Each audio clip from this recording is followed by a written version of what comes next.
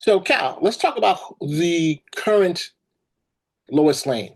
And I believe her name is what? Rachel Brosnahan? Sorry Bro, if I Brosnahan. who messed it up, okay? Who, by the way, is the niece of any of you people who like bags and designs, was the American designer Kate Spade's niece, okay?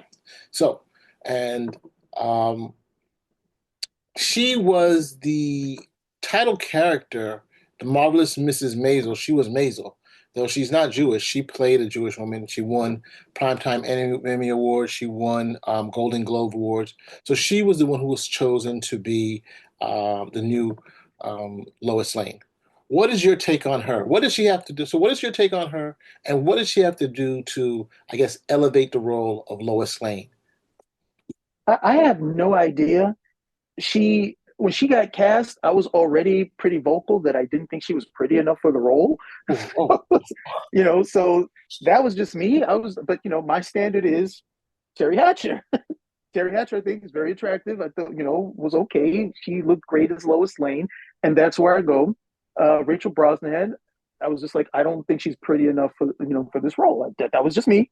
Of course, I'll get whatever flag for it. But hey, being honest, I get a lot of flack for I that. heard, I did. I mean, look, if it was, I said the same thing when Nicolas Cage, when they wanted to have Nicolas Cage as Superman, and I was like, no, no, wait, Nicolas Cage isn't handsome. I was like, no, Superman's a handsome guy. Nicolas Cage shouldn't be there. This is no different for me. Okay, so anybody who wants to start taking shots or anything of that nature, what's good for the goose, good for the gander at the end of the day. Oh, At the, hold on, Cal. She does what? have acting chops. I outlined that. I'm not. So does Nicolas Cage. So does Nicolas Cage at the I end of don't the know. day. I don't And know. Nicolas Cage has height. Okay, but when you look at Nicolas Cage, you cannot tell me you look at him and see Superman or Clark Kent for that matter. I don't. I'm not going to deny that. I don't. Okay. Um, Okay, and then I'm just looking at the company. I mean, just look at the company that she's keeping, and I'm like, okay, these are attractive, attractive women or very attractive women, going all the way back to Noel Neal. So when I saw her, I was just like, okay, no, that was just me. Now, in terms of her acting, I've heard people say, "Yo, she was great in the marvelous Miss Maisel." I never saw a single episode. I never saw a single episode, and I was hearing a lot of guys say this too. Oh, she was great in the, and I'm like, since when do guys watch this type of programming? So I didn't understand. Then I did a little research, and I was like, oh, okay, I think I get it now. I'm not going to say what I found in my research, but I think I have an understanding of why the guys were so partial to Rachel Brosnahan. So at this point, look, those are the things I can say right now, but I am totally open to her as Lois Lane, to see how it goes. I mean, she could totally win me over with the acting. Margot Kidder did not win me over. Like I said, Margot Kidder, I thought is the best Lois Lane because of the acting that she did and the way that she approached the character. So, I'm totally open to seeing what she has to do. One of the things she does have to do is Lois Lane does not need to be a bitch, and she especially does not need to be a bitch to Superman. All right. So all of that stuff that these guys see, I don't know why they think guys like women that, give them a hard time or bust their balls. You never seen the show where there's some woman and she's just being totally disrespectful to this guy. And he's kind of like shaking his head. That's my girl. No guy wants that girl. No guy wants that girl. What's wrong with you? Why are you treating me like this? I'm out of here. So if they can get away from that trophy of the bitchy woman and the guy who loves it, like he's some sort of masochist, I think they'll do a lot better with the character. She is Lois Lane again. She's a very cynical woman until she meets Superman, and Superman allows uh, femininity, goodness, trust, all of those qualities to come out of her. Because up until him, everybody else has been like, no, no, no, no. Her experience has been known. People, the default for people, not good, not good. Okay, that's been her experience. Superman, totally good, paragon of good. Okay, and that allows her to trust in people overall. If she comes to the character and has an understanding of that, and they don't go with this modern take that strong, independent woman, boss babe crap, she could probably do a very good job with this. But if it's the other stuff, to be honest, we've seen this already. I mean, even if you look at Superman and Lois with Bitsy Tulloch's comparison portrayal of Lois Lane, she does some stuff. I mean, this Bitsy Tulloch is portraying Lois Lane, and she has cancer. She's supposed to go for a treatment, and she decides to blow off the treatment and instead go chase a story. Now, and I think Clark is waiting for her. She never shows up. She doesn't tell anybody anything. She never apologizes. She seems to have no concern that her family wants her to be well, wants her to be healthy. She's still thinking about herself. And at no point in the story do they ever address that. She is selfish and disrespectful. And yet everybody makes 1,000 excuses for her. If that's what you bring to the screen, you're going to be in a lot of trouble. Okay, because this won't be the 1980s or the 1990s or the aughts. This will be 2024, where a lot of men are going to be much more perceptive to, hey, she's being incredibly rude and disrespectful to this guy. Why in the world should she like him? So if they can get away from that, I think they have a very good chance of establishing a good rapport and a good romance between the two of them. It's got to be mutual. So, I mean, do you think that in the new movie they're going to be already a couple, or will it be that they are just for just finally coming together?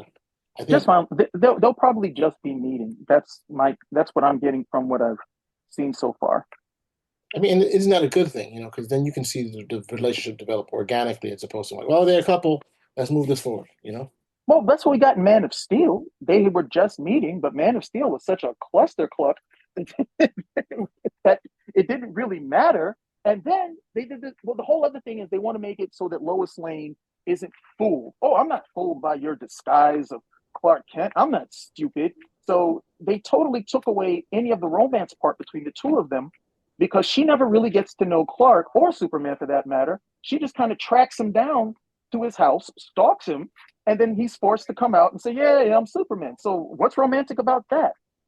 The whole idea is that, and that's another issue that they have to address because they're looking at it that Clark is just glasses and a change in haircut, and no, Clark or hairstyle rather, and is Clark Kent is a change overall. It's not just his clothing; it's his persona, as we saw with Christopher Reeve. So if you're not doing that, then yeah, it does just become glasses and a hairstyle. And if that's the road that you go, then yeah, she would look silly. But then so would everybody else in the Daily Planet, which is a building filled with reporters, all types of different reporters, and she's the only one who recognizes it. Nobody else does. It would be remarkably foolish. So if you can play that up a bit and help people to suspend disbelief, you'll be okay. Otherwise, you're gonna have the same problem that they accentuated on Super. No, this is Lois and Clark, the New Adventures of Superman, because that's pretty much where they started that nonsense. Hmm. Okay. Yeah, I don't know if you remember the episode. It was the episode where this guy comes back from the future, yeah, I and did, and it yeah, was a funny episode. But so and he was like, she was. Everybody in the future is like, how could she have been so stupid? yes, This guy, you work with him every day, you never realized it, and nobody ever checked that information because this guy's coming from the future, so he already knows. He didn't have to sort anything out. It's part of historical record. You just had to read it in a book. You didn't have to apply any knowledge, and so of course, then it becomes Lois is crying. She feels stupid. Clark is like, oh no, I had to do this sort of stuff. Blah blah blah. You know, it was. I can't say that it wasn't a. I can't say that it was a bad episode, but the lingering effects where she needs to know who he is as quickly as possible because otherwise he's lying to her. She's being a dupe. She's being fooled. That doesn't work long term. And that doesn't work long term because it undermines the effectiveness of Clark Kent as a disguise because then it becomes only she can sort it out. And the only reason why she can sort it out is because she's his girlfriend. That's totally ridiculous. okay, all right, so cool. I think we've covered enough there with the Lois Lane. So overall, you liked Terry Hatcher as the premier Lois Lane, but you prefer. I mean, Terry Hatcher, you liked her overall, but you think that Margot Kidder comes close to being Lois Lane. You think that Margot Kidder, best portrayal. Terry Hatcher, my personal favorite. But we don't know what Rachel Brosnahan will be. But you're hoping that she takes a different tack than the recent uh, Don't the be recent, bitchy. the recent version. This is not that So, hard. Be nice to Clark, be nice to Clark, be nice to Superman at the end of the day, and don't take this ridiculous tack that for some reason being bitchy, and being a mean girl is attractive. It's not. got it. All right, cool. So, hey, if you like what you hear, give us a thumbs up, subscribe, comment.